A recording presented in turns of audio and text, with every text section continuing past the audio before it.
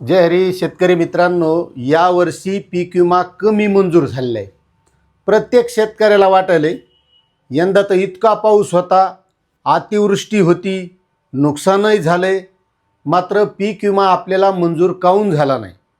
आता तुम्हाला हे माहिती आहे, आपण या अगोदर बरेच वेळा सांगितलेले की यावर्षी जी सुधारित पीक विमा योजना आहे हीच खरी शेतकऱ्यासाठी मारक आहे. आणि त्यामध्ये दुसरी एक गोष्ट आहे, समजा जे उंबरठा उत्पादनावर आधारित शेतकऱ्यांना पीक विमा देण्यात येणार आहे त्यामध्ये दोन बाबी आहेत. पीक विम्याचं जे उंबरठा उत्पादन आहे ते 50% गृहीत धरायचं आणि तांत्रिक बाबी 50% गृहीत धरायच्या आणि त्यानुसार मग जर नुकसान दिसलं तरच त्या शेतकऱ्यांना पीक विमा द्यायचा. आता हे आपण बऱ्याच वेळा सांगितलेलं आहे, पण यामध्ये जे काही महत्त्वाच्या गोष्टी आहेत ह्या सगळ्या आपल्याला समजून घ्यायच्यात की नेमकं नुकसान होऊनही शेतकऱ्यांना पीक विमा मंजूर का झाला नाही. आता एक लक्षात घ्या, यावर्षी आपल्याला जे ट्रिगर होते तर या सुधारित पीक विमा योजनेमध्ये हे ट्रिगर सगळे हटवले होते.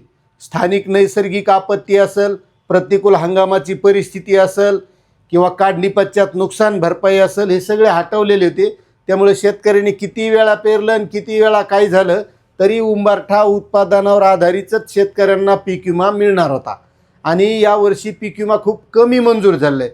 बरं, नुकसान होऊनही पीक विमा मंजूर का कमी झाला आहे हा सगळ्यात मोठा प्रश्न आहे. आता ते वाटला नाही तो पुन्हा वेगळा भाग आहे, ते व्यवस्थेचा भाग आहे की मंजूर करूनही शेतकऱ्यांना अजून पीक विमा मिळालेला नाही.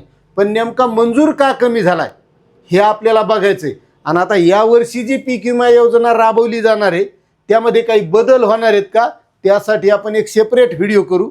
तो सुद्धा तुम्ही बघून घ्या, म्हणजे तुमच्या लक्षात येईल की यावर्षी पीक विमा आपण भरायला पाहिजे का नाही, हे सगळ्या गोष्टी तुमच्या लक्षात येणार आहेत.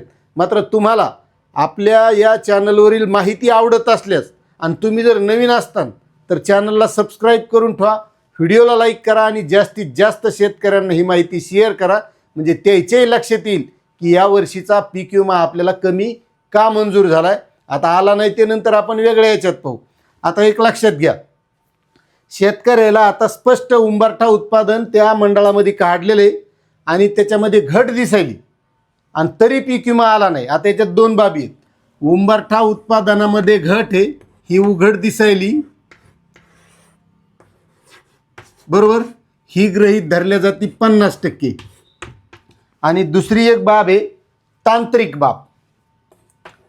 तांत्रिक बाब सुद्धा महत्त्वाची आहे. मात्र या तांत्रिक बाबीत काय अडचणी आहेत आता तुम्हाला सांगतो. परभणीच्या कृषी विद्यापीठातील जे हवामान शास्त्रज्ञ प्राध्यापक आहेत याने याच्यावर संशोधन केलं, पाहिलं नेमकं की जो शेतकऱ्यांचं नुकसान होऊन शेतकऱ्यांना पीक विमा का मिळत नाही. आता तांत्रिक बाब काय आहे तीही तुम्हाला थोडक्यात दाखवतो की नेमकी बाब काय असती तांत्रिक पाहणीची.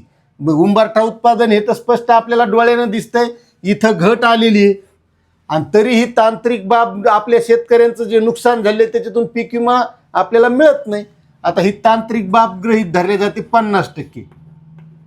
आता तुम्हाला सांगतो, या तांत्रिक बाबीवर त्या शास्त्रज्ञांनी लक्षात आलं त्यांच्या ही तांत्रिक बाबच मारक आहे, कारण यामध्ये काही गडबडी झाली आहेत, याला तांत्रिक बाबीला एवढं कळणं. आता ही तांत्रिक बाब पाहणी कशी करते तुम्हाला सांगतो.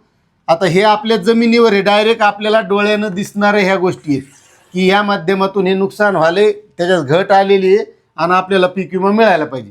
मात्र हे 50% गृहीत धरायचे, त्यासाठी हे यंत्र हे वरून पाहणार. समजा हे यंत्र आहे आणि हे यंत्र ह्या जमिनीवरलं पाहते. आता हे डोळ्यानं दिसायला इथं आपल्याला घट झाली आणि हे पाहते. आता नुकसान कसं होतंय सांगतो. समजा आता इथं हे सोयाबीनचं झाड आहे, सोयाबीनचं झाड आहे. आता याला काय दिसतंय वरून, हे झाड मस्त हिरवगार आहे, ह्या पानं गिनं जोरात आहेत. पण आता अतिवृष्टी झाली ती यावर्षी. आता अतिवृष्टीमध्ये ह्या झाडाच्या खाली इतकं पाणी भरलेले, हे सगळं पाणी आहे. आता मला सांगा याला पाणी दिसणार आहे का बरं हे, कारण सोयाबीनचं तुम्हाला माहिती आहे आपल्याला फवारायला जायचं तर फाटती जाऊ शकत नाही माणूस. सरपाचं याचं इचू काट्याचं भेव वाटत आहे, शेतकरी मधात जाऊ शकत नाही. वरून सगळं हिरवगार दिसतंय आणि खाली पाणी, हे सगळ्या मुळा ह्या कुजून जातात पाण्यानं. आता वर ही नुसतं हिरवगार याला दिसत असं हे यंत्राला, मग हे याच्यावरून अंदाज काढते की पीक जोरात आलेले. तुम्हाला ते यंत्र दाखवतो, थोडक्यात पाहून घ्या. हे यंत्र आहे ते, हे असं यंत्र वरून पाहणी करते आता मला सांगा, हे वरून पाहणी कराल्यावर याला खाली काय दिसणार आहे? बरोबर आहे का नाही? मग काय होतंय, 50% इथं घट दिसायली उघड उघड, आणि हे 50% याचं धरायचं ग्रहित, याच्यात भरपूर दिसायले, हिरवगार दिसायले, त्याच्यामुळे शेतकऱ्याला पीक विमा कमी मंजूर झाले. मग आता याचं जे काही अहवाल आहे तेव्हा आता जे लोकप्रतिनिधी आहेत, सरकार आहे, यांच्यामार्फत म्हणजे राज्य सरकारकडे पाठवलेलं आहे. आता याच्यावर पुढं काय होईल ते पुढं कळल. मात्र परभणीच्या जिल्हाधिकाऱ्यांनी सुद्धा हा अहवाल मागून घेतला, त्याच्यावर पाहणी केली आणि राज्य सरकारला मागणी केली की जे काय आतापर्यंत शेतकऱ्याचं नुकसान झाले तर ते मंडळनिहाय उंबरठा उत्पादनात जी घट आली त्यानुसार शेतकऱ्यांना पीक विमा मिळायला पाहिजे. मात्र पीक विमा कंपनी याच्यावर ठाम आहे की हे 50% जे घट आली ते, आणि हे तांत्रिक बाबी बी धरा, कारण त्यानं अहवाल तसा द्यायला की तांत्रिक बाबी सुद्धा गृहीत धरायच्या. मात्र शास्त्रज्ञांनी याच्यावर काढले की हे असं नुकसान होते, वरून झाड हिरवगार दिसायले आणि खाली मरणाचं पाणी हे सगळं सडून गेले.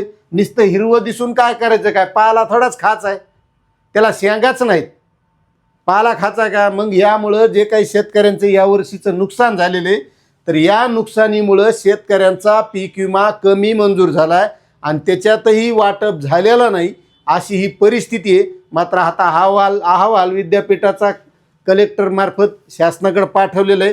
आता याच्यावर पुढं काय होईल या संदर्भात जी माहिती येईल ती आपण माहिती देण्याचा प्रयत्न करू. मात्र तुमच्या ह्या गोष्टी लक्षात आल्या असतील तर तुम्हाला याबद्दल काय वाटतंय तर नक्कीच तुम्ही कमेंट करा. चॅनलवर नवीन असताना तर सबस्क्राईब करा आणि जास्तीत जास्त शेतकऱ्यांना ही माहिती शेअर करा. जय जवान जय किसान.